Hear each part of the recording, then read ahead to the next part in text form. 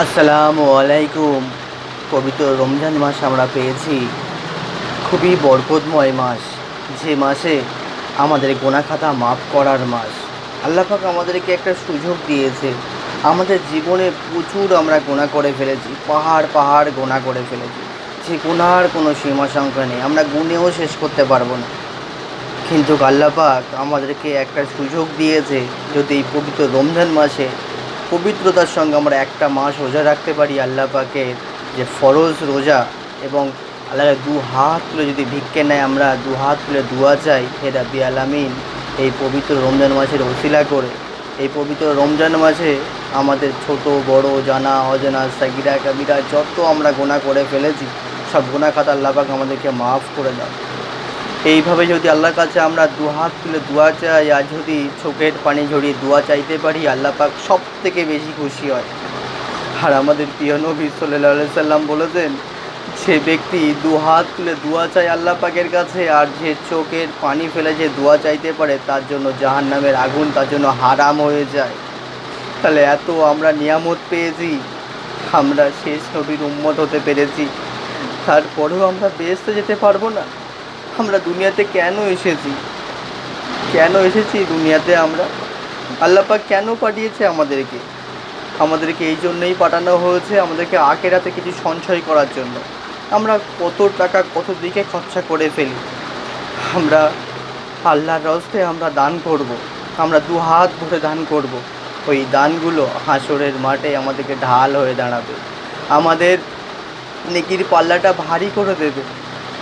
আল্লাহ পাক খুশি হয়ে আমাদেরকে বেহেশত নসিব করে দেবে। আমরা বেহেশতে যেতে চাই, আমরা দোজখের আগুন সহ্য করতে পারবো না। আজকে সেই সব ব্যক্তিগুলো অসহায়, যারা আজকে মৃত, যারা আজকে কবরে কি হালাতে আছে একমাত্র আল্লাহ পাকই জানে। আমাদের মধ্যে থেকে তারা আজকে নেই, তারা আজকে এই পবিত্র রমজান মাসের অপেক্ষায় ছিল, কিন্তু তারা আজকে এই পবিত্র রমজান মাস আর রোজা রাখতে পারছে না, তারা আল্লাহর কাছে দোয়া চাইতে পারছে না। তারা আজকে আমাদের দিকে তাকিয়ে আছে। অনেকের আব্বু হারিয়ে গেছে, অনেকের আম্মু হারিয়ে গেছে। একমাত্র সেই সব সন্তানগুলোই জানে যে মা হারানোর যন্ত্রণা কী, আব্বু হারানোর যন্ত্রণাটা কী। সেই মৃত ব্যক্তিগুলো চাতক পাখির মতো চেয়ে আছে, কখন আমাদের সন্তানগুলো একটু দান সাদকা করবে, আমার কবর একটু জারিয়া হবে। তারা সেই অপেক্ষায় বসে আছে। আমরা দু হাত ভরে দান করব। যতদিন দুনিয়ার বুকে আছি আমরা সইভাবে চলবো, দিনের পথে থাকবো, আমরা হালাল রুজি ইনকাম করব। আল্লাহ পাক অল্পর ভিতরেই বরকত দিয়েছে। আমরা যতটুকু আমাদের প্রয়োজন ততটুকুই আমরা ব্যয় করব। আমরা অপচয় করব না, সব সময় দিনে পথে থাকার চেষ্টা করব। আমি সব সময় একটা কথাই বলি আপনাদেরকে, যতদিন দুনিয়ার বুকে আমরা বেঁচে আছি, আল্লাহ পাককে ভালোবাসুন, 5 ওয়াক্ত নামাজ কালাম পড়ুন, আপনার সইভাবে চলুন। আপনার নামাজ পড়লেই আল্লাহর কাছে যখন দোয়া চাইবেন, তখন আপনার একদম সন্নিকটে থাকবেন আপনারা। আল্লাহ পাকের কখন হুকুম হয়ে যাবে, মালাকুল মৌত কখন আমাদের সামনে চলে আসবে, তিনি আমাদের কাছে 5 বার করে মালাকুল মৌত আছে, কখন আমাদের মৃত্যু হয়ে যাবে আমরা কেউ জানি না। কখন আজরাইল ফেরেশতা আমাদের উঠা নিয়ে চলে যাবে। একবার সেই দিকের কথা ভেবে, আখিরাতের কথা মাথায় রেখে দুনিয়াতে আমাদেরকে চলতে হবে। আল্লাহ পাক যেভাবেই চালাই সেটাই আলহামদুলিল্লাহ। আল্লাহ পাক বিভিন্নভাবে আমাদেরকে পরীক্ষা করে, আমাদের বিভিন্ন রোগ ব্যাধি, ফ্যামিলির সমস্যা, প্রচুর অনেক কিছু বললে আর শেষ হবে না। কিন্তু সেখান থেকে পিছু পা হলে হবে না। আপনাকে 5 ওয়াক্ত নামাজ, সেটা আল্লাহ পাকে যেটা ফরজ, সেটা আমাদের আদায় করতে হবে। এর পাশাপাশি নবীজির সুন্নতি তরিকায় চলতে হবে। সবসময় আল্লাহ পাকের কাছাকাছি আপনি থাকতে পারবেন।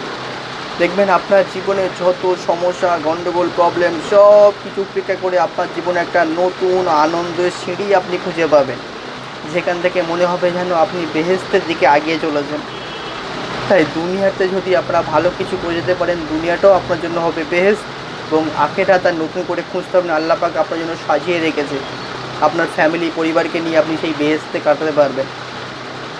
তো পবিত্র রমজান মাসটা আল্লাহ পাকের হুকুম, পবিত্রতার সঙ্গে আমরা একটা মাস রোজা রাখবো ইনশাল্লাহ, পবিত্রতার সঙ্গে। এবং আমাদের হাজার হাজার গোনা, যত গোনা করে ফেলেছি সেই গোনাগুলো আল্লাহর কাছে আমরা কেঁদে কেঁদে কেঁদে কেঁদে ভিক্ষের ন্যায় আমরা সেই গোনাগুলোকে আমরা মাফ করে নেব। আমরা মাসুম বাচ্চার মতো হতে চাই। হাসরের মাঠে যেন বিচার ছাড়াই যেন আমরা বেহেশত পেতে পারি, এটাই আল্লাহ পাকের কাছে দু হাত তুলে সবসময় আমরা চাইব। আর বেশি বেশি করে দান ধ্যান করুন। যত দান করবেন তত আখিরাতের জন্য আপনার সঞ্চয় হয়ে যাবে। আর 5 ওয়াক্ত নামাজ, বারবার বলছি, নামাজই হচ্ছে আপনার বেহেশতের চাবিকাঠি। নামাজ পড়ুন 5 ওয়াক্ত, সহিভাবে চলুন, দিনের পথে থাকুন, হালাল রুজি ইনকাম করুন, দেখবেন আল্লাহ পাক আপনাকে ভরিয়ে দেবে। আল্লাহকে ভালোবাসতে পারলেই আল্লাহ পাক আপনাকে ভালোবাসবে।